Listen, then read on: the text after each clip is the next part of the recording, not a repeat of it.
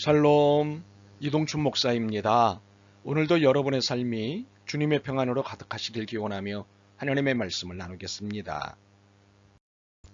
오늘 주시는 말씀은 히브리서 13장 1절에서부터 3절의 말씀입니다. 형제 사랑하기를 계속하고 손님 대접하기를 잊지 말라. 이로써 부지 중에 천사들을 대접한 이들이 있었느니라.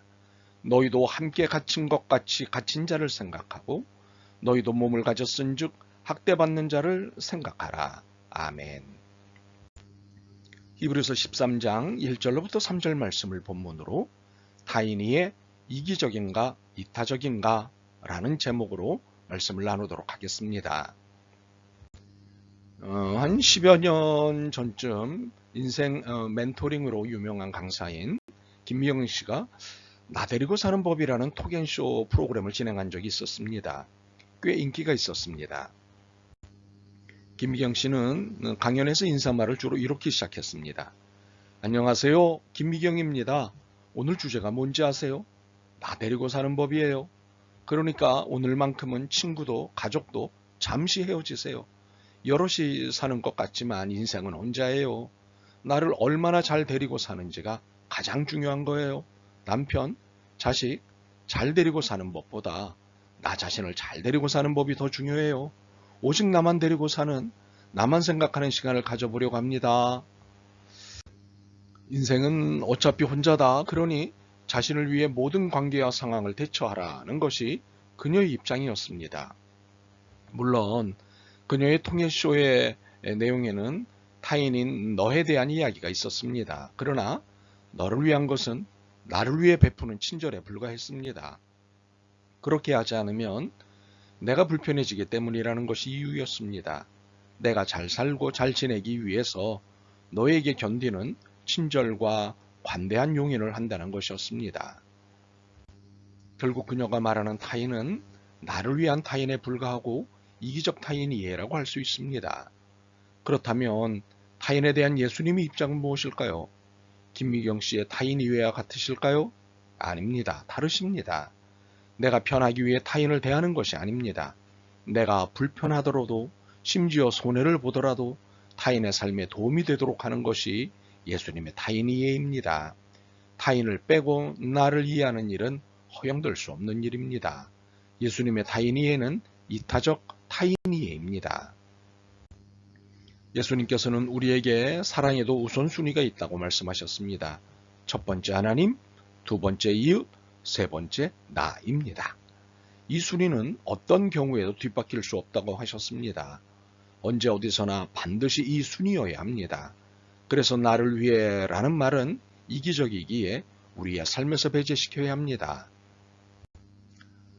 본문은 이웃사랑을 형제사랑으로 표현합니다. 그리고 매우 중요한 원칙을 보여줍니다.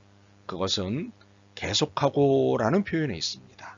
계속이라는 개념은 이례적이고 기간적이 아닙니다. 영속적 개념입니다. 한두 번 하다마는 어느 일정 기간 동안만 하고 마는 그런 성질의 것이 아니라는 의미입니다. 무엇인가를 깨달은 그 순간부터 죽을 때까지 줄곧 이 상태를 유지해야 한다는 의미입니다.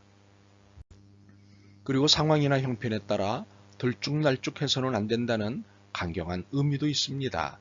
그러므로 이웃사랑, 형제사랑은 형편에 따라 사랑할 수도 있고 못할 수도 있고 하는 것이 아닙니다. 형편에 따라 달라질 수 있는 선택의 문제가 아닙니다. 의무상황이기에 죽기까지 사랑해야 합니다. 혹시 방금 사용한 말인 죽기까지라는 개념을 어떻게 이해하고 계십니까? 죽기까지라는 말은 이중의 의미를 가지고 있습니다. 하나는 생명이 다하는 그날까지라는 시간의 의미입니다. 다른 하나는 온 생명과 에너지를 다해라는 상태의 의미입니다. 그렇기에 기독교가 말하는 사랑은 조건적이고 상황적이 아닙니다.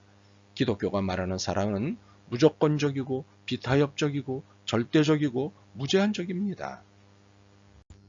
본문은 우리에게 형제사랑의 태도로 매우 구체적이고 급진적인 예를 제시하고 있습니다. 그것은 2절과 3절에 각각 하나씩 제시되어 있습니다. 먼저 2절은 손님 대접을 제시합니다. 손님 대접하기를 잊지 말라. 이로써 부지 중에 천사들을 대접한 이들이 있었느니라. 여기서 손님은 아는 사람으로서의 손님이 아닙니다. 생면부지의 나그네입니다. 한 번도 본 적이 없고 전혀 알지도 못하는 사람입니다. 신분도 성분도 모르는 사람들입니다. 이들을 성경은 손님이라고 소개합니다. 마치 친분이 있는 이웃으로 설명합니다. 이런 사람들이 먹을 것 혹은 입을 것 혹은 잠자리를 구하러 온 것입니다. 바로 이들에게 대접하라고 강력한 공고를 하시는 것입니다. 마치 친분이 두터운 관계인 것처럼 말입니다. 여기에 잊지 말라는 말씀은 게을리하지 마라, 소리하지 마라, 기꺼운 마음으로 제공하라는 뜻입니다. 그러므로 손님 대접은 형제 사랑의 한 태도라고 말씀하시는 것입니다. 더욱이 생면부지의 손님 대접을 천사 대접과 동일시하고 있다는 사실입니다. 이는 아브라함이 부지 중에 천사를 대접한 일을 말하는 것으로 아브라함이 대접한 것은 분명 나그네였습니다. 그런데 그 나그네가 천사였습니다. 하나님이 보내신 사자였습니다. 히브리서 기자는 이러한 아브라함을 높게 평가합니다. 주님은 이러한 아브라함처럼 살라고 말씀하십니다. 먹을 것을 구하고 혹 입을 것을 구하고 혹은 잠자리를 구하는 이들을 외면하거나 박대하지 말고 천사 모시듯 기쁨으로 모시라고 말씀하십니다. 이들의 신분도 성분도 따지지 말고 기꺼이 그들의 필요에 응하라는 말씀입니다. 다음으로 우리는 이것을 3절과 연결해서 읽어야 합니다. 너희도 함께 갇힌 것 같이 갇힌 자를 생각하고 너희도 몸을 가졌은즉 학대받는 자를 생각하라. 갇힌 자는 옥에 갇힌 사람입니다. 자신의 죄로 인해 갇힌 사람입니다. 그러나 무고하게 갇힌 사람들도 있습니다. 학대받는 자는 힘이나 권력에 희생당하는 사람입니다. 힘이 없거나 부족해서 상대의 폭력에 희생되는 사람입니다. 힘이 없어 주변부로 밀려난 사람입니다. 바로 이들을 챙기라고 하십니다. 더욱이 이들을 천사 대접하듯 하라 하십니다. 그렇습니다. 대접은 신분과 성분에 따라 하는 것이 아닙니다. 옥에 갇힌 자라는 편견이 대접을 방해하지 못하게 하라는 것이 예수님의 말씀입니다. 권력의 눈치를 보고 대접의 여부를 결정하지 말라는 것이 예수님의 말씀입니다. 이런 상황에 있는 사람들은 모두가 대접을 받아야 하는 사람들이라는 것이 예수님의 말씀입니다. 그렇습니다. 우리가 사랑해야 하고 대접해야 할 사람은 배고프고 춥고 쉴 곳 없고 갇히고 학대당하는 사람들입니다. 경제적으로 정치적으로 사회적으로 곤고한 지경에 처한 사람들입니다. 인간답게 살 권리를 박탈당한 사람들 모두입니다. 그러므로 우리는 그들과 같은 처지에 놓여 있는 듯 그들을 기억해야 합니다. 그리고 도와야 합니다. 이것이 예수님이 말씀하신 형제 사랑이고 이웃 사랑입니다. 이것이 이타적 타인 이해입니다. 이들은 부지 중에 찾아온 천사입니다. 아멘.